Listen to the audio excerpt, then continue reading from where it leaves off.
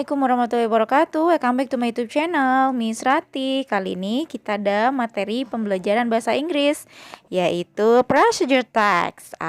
What is procedure text? Alright, now we are going to learn procedure text. From the first definition, social function, generic structure, language feature, example, and analysis of example. So, don't go anywhere, check it out. Alright, procedure text is the text which contain how to do or how to make something. Jadi, teks ini menjelaskan tentang bagaimana cara kita melakukan sesuatu atau bagaimana cara kita membuat sesuatu. Itu adalah definisi dari procedure text.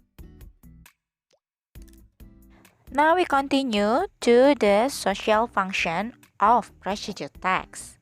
To explain the reader or listener about how to do or how to make something by sequence of the way or steps.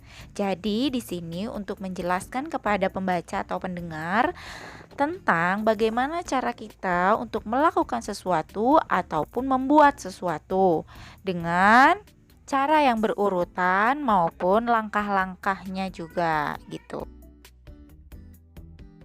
Next, we have generic structure or structure in procedure text.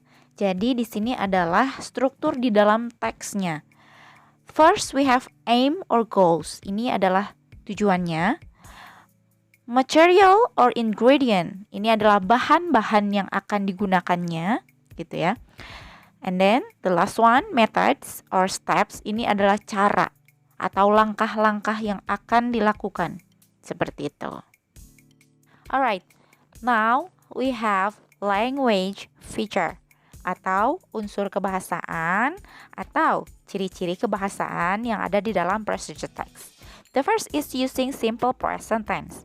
Ini menggunakan kalimat sederhana bentuk sekarang, ya. The second is using imperative sentence. Menggunakan kalimat bentuk perintah. Misalnya, cut the onion or slice the meat. Kayak gitu ya. Itu adalah imperative sentence. And then, using connective of sequence. Ini adalah menggunakan kata hubung yang berurutan. Misalnya, then, while, next, gitu ya. And then next, using numbering. Of course, seperti contohnya di sini numbering ada first, second, third, gitu ya. And using action verb.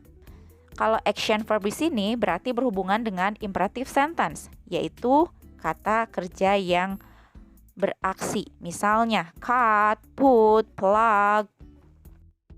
Using adverb, menggunakan kata keterangan.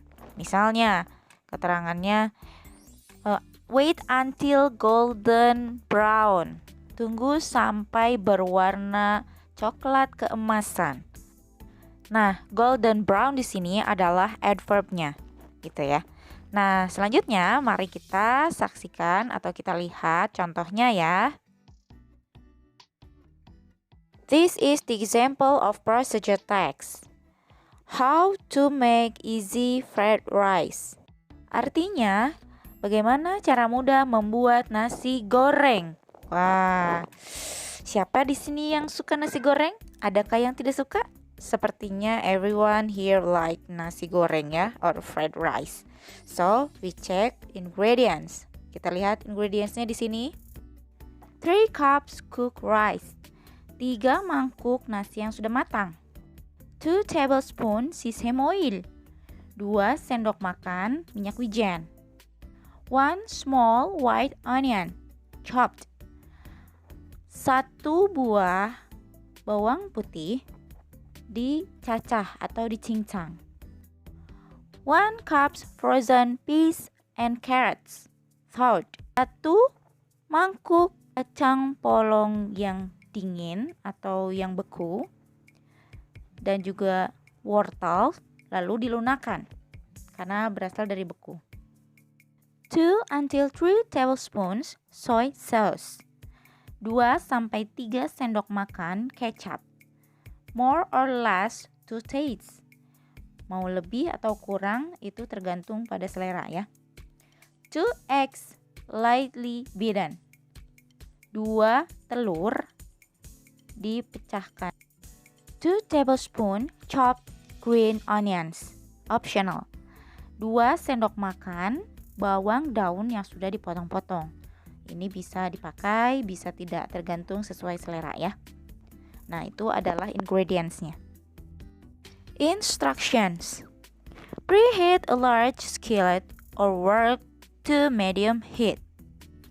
Panaskan wajan besar di api yang sedang.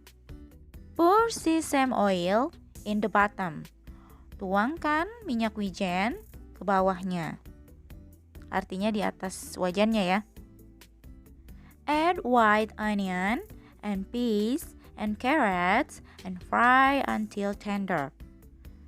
Masukkan bawang putih, kacang polong, dan wortel dan masak sampai lembut.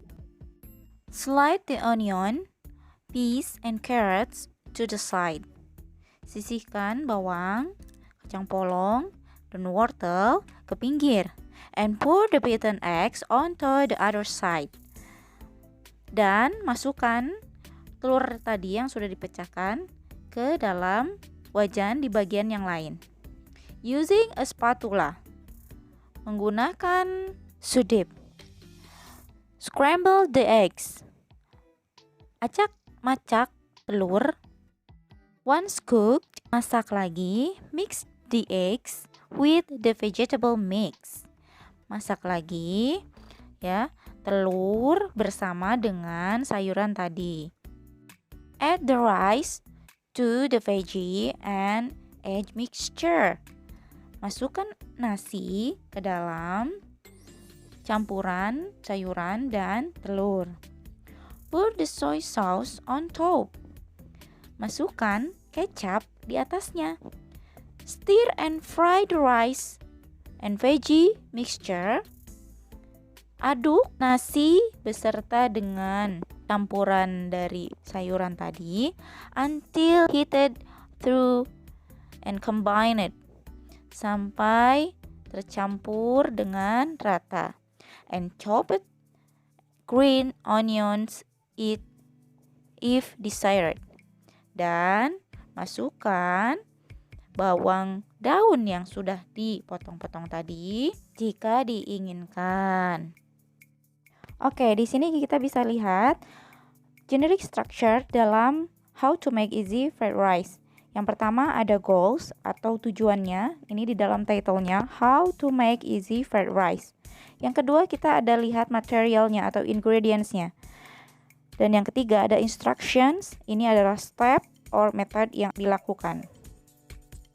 Now we analyze the instructions of this example procedure text. The first is menggunakan simple present tense. Ini sudah jelas karena di sini kata kerjanya semuanya ini adalah bentuk pertama ya atau infinitive. Menggunakan imperative sentence atau kalimat perintah. Misalnya ada preheat a large skillet, pour sesame oil, slide the onion, add the rice. Itu adalah imperative sentence. Namun di sini tidak terlihat penggunaan connective sequence and using numbering. Kenapa? Di sini tidak lihat atau tidak tertulis ada kata while, next, then ataupun first, second, third gitu ya. Nah, kalau untuk adverb sendiri di sini terlihat adanya until heated and combined. Di sini juga ada keterangan itu ya. Sampai panas dan sampai tercampur rata semuanya. Juga ada keterangan tender, until tender. Itu juga adverb ya. I hope all of you understand about this material. Don't forget to like, comment, and subscribe. Alright, I think enough for our lesson now. See you on my next video. Take care. Wassalamualaikum warahmatullahi wabarakatuh. Bye.